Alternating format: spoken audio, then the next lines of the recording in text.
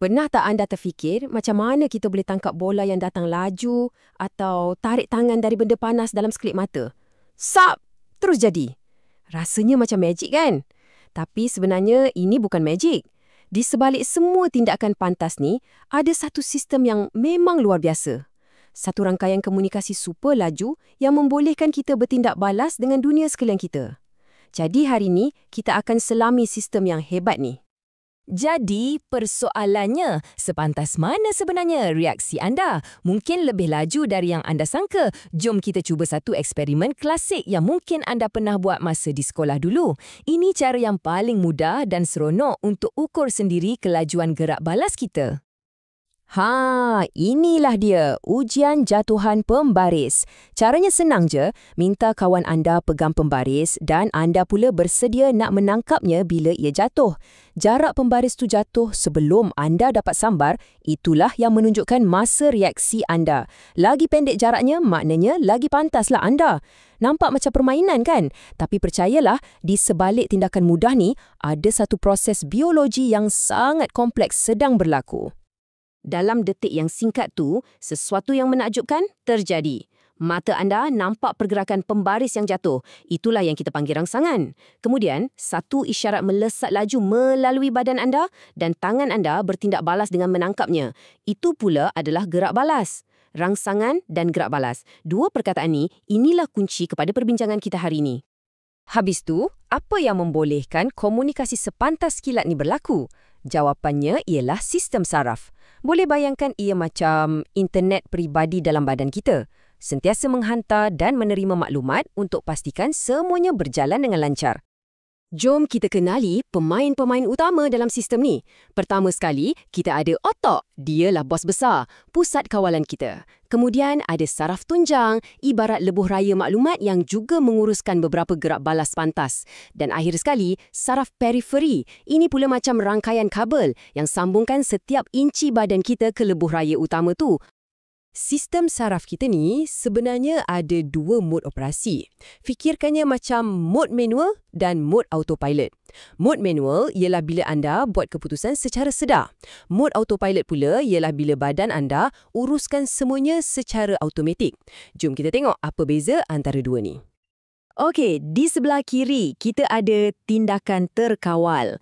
Inilah benda-benda yang anda pilih untuk buat. Contohnya berjalan, menulis atau menari. Semua ni dikawal oleh otak. Di sebelah kanan pula, tindakan luar kawal. Ini yang berlaku secara automatik. Kita tak perlu fikir pun. Macam bernafas, jantung berdegup, bersin. Inilah sistem autopilot badan kita. Jadi, kita balik semula kepada contoh tadi. Menangkap pembaris itu adalah satu tindakan terkawal. Anda yang buat keputusan untuk tangkap.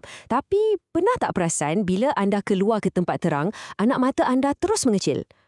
Itu adalah tindakan luar kawal. Badan anda buat sendiri untuk lindungi mata.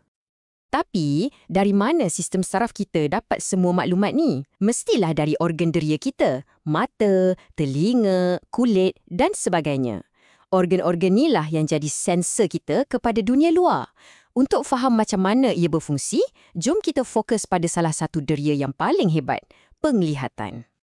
Perjalanan cahaya, sampailah ia jadi imej dalam kepala kita ni memang satu proses yang sangat menakjubkan.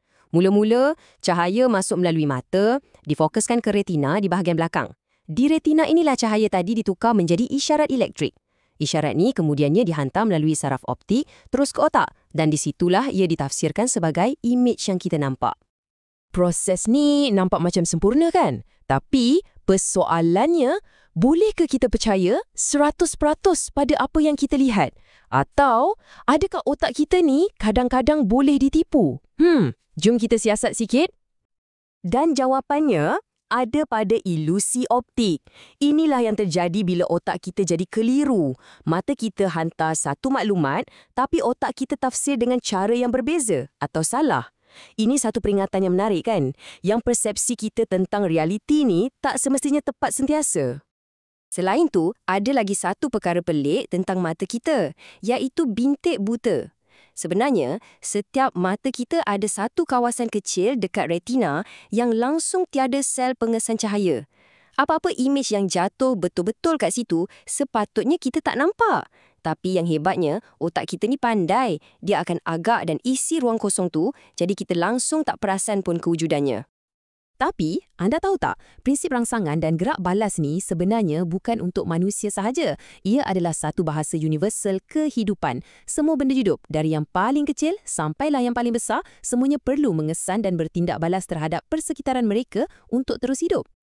Cuba tengok tumbuhan. Walaupun mereka tak ada otak, mereka sentiasa bergerak balas. Pucuk akan sentiasa cari cahaya. Itu fototropism. Akar pula akan tumbuh ke bawah ikut tarikan graviti. Itu geotropism. Dan ia juga akan cari sumber air. Itu hydrotropism. Satu sistem gerak balas yang senyap tapi sangat-sangat berkesan. Dalam dunia haiwan pula, jenis penglihatan mereka bergantung pada sama ada mereka ni pemangsa atau mangsa. Pemangsa, matanya di depan. Ini bagi mereka penglihatan 3D yang tajam untuk agak jarak dengan tepat masa memburu. Mangsa pula, macam arnab, matanya di sisi kepala. Ini bagi mereka medan penglihatan yang luas, senang nak nampak bahaya datang dari mana-mana arah. Semuanya berkait rapat dengan kelangsungan hidup. Jadi, betullah kata-kata ni. Daripada tumbuhan yang pusing ikut matahari, sampailah ke harimau yang memburu, malah sampailah ke tindakan refleks kita sendiri, kebolehan untuk bergerak balas terhadap rangsangan adalah perkara paling asas untuk semua hidupan. Ia adalah satu prinsip yang menyatukan semua kehidupan di planet ni. Jadi, ingat nombor ni, 2. Ada 2 sistem yang sentiasa berjalan serentak dalam badan anda. 1, sistem terkawal, di mana anda lah pemandunya.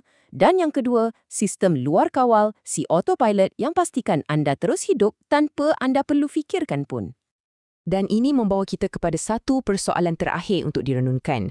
Kalau badan kita ni boleh buat macam-macam perkara secara automatik untuk lindungi diri kita setiap saat, cuma bayangkan apa lagi agaknya proses-proses tersembunyi yang sedang berlaku dalam badan kita sekarang ni yang memastikan kita terus hidup. Sesuatu untuk kita fikirkan bersama.